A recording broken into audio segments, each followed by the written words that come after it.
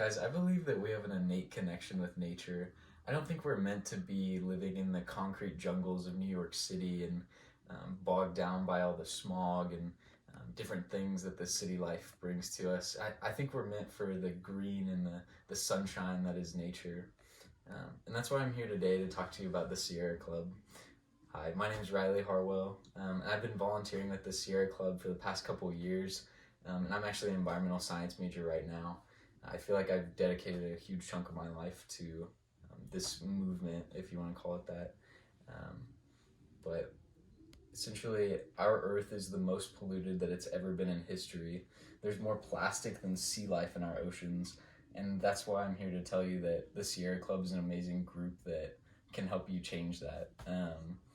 They are a nonprofit organization based on environmental works, and they want to get people like you and me out there, basically just helping their cause.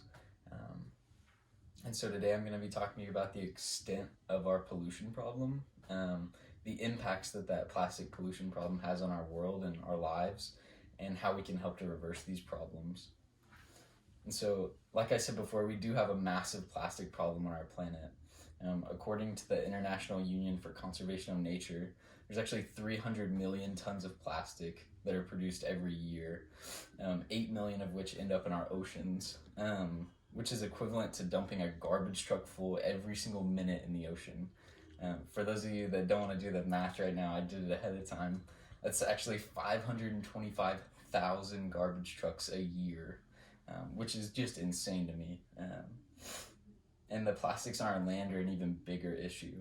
According to the BBC, data pulled in 2015 shows in our lifetime we've created 6.3 billion tons of plastic, 9% of which we've recycled, 12% of which is incinerated, and 79% is either in our landfills or on the land around us.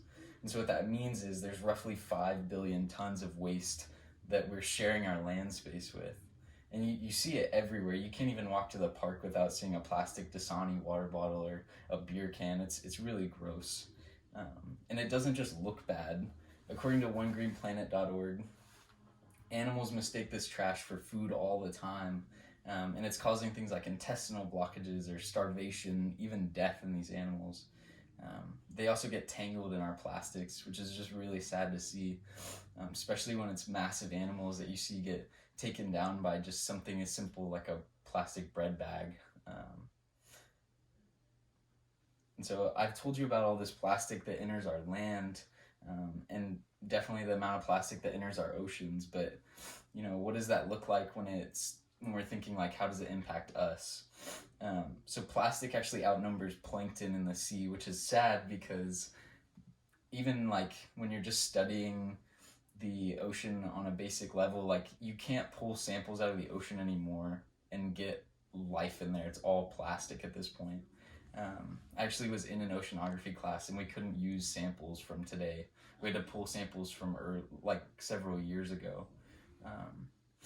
And the bad thing is that with all this plastic, our fish are eating that plastic. Well, plastic is a persistent chemical, but it also takes in a lot of toxins. And so, according to the NAGT, these plastics are accumulating toxins such as lead, cadmium, and mercury, which if you don't know anything about those, they're carcinogens, meaning they give us cancer. These plastics are literally killing us. Like when we're eating these fish, when we're throwing your plastic bottle in the ocean, it comes back to you. You just don't see it, but you will. And so with that in mind, I hope that you're asking yourself, like, how do I fix these problems? And I think the great place to start would be the Sierra Club. When you're looking at their website, you can see that the best way you can start showing your environmental actions is through voting in your political groups. Like, seek out people who are thinking like you think, who want to do good for the environment, who want to help the earth. A great one is like politicians who opt for not allowing plastic bags in our grocery stores and instead using brown paper bags. Like, that's amazing. The website also offers a lot of opportunities to get out and volunteer to pick up trash and reduce your waste in your own life. Like, maybe it's instead of throwing away that plastic water bottle, try recycling it.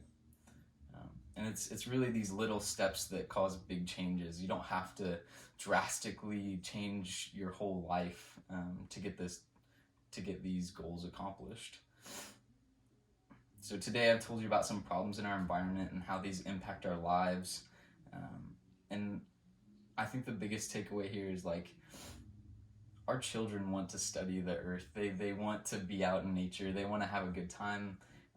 And I want that for them too, but the way it's running, we're looking at them drowning in plastic rather than studying the ocean. And that's really sad. I encourage you guys to start making changes today so that you don't look back when you're 70 and say, oh wow, I wish I could have done something as your earth is collapsing around you. So I encourage you, don't look back at our dying earth, but do something now. And that concludes my speech. I now open the floor for questions. Oh, okay, so Philip here is asking me, how do I start volunteering today? That's a great question, actually. You can go right on their website and you can type in your zip code and they'll give you opportunities in your local area of how you can go volunteer and how you can make the biggest impact in your area. So if that concludes all my questions, thank you guys. That's the end of my time here. Bye.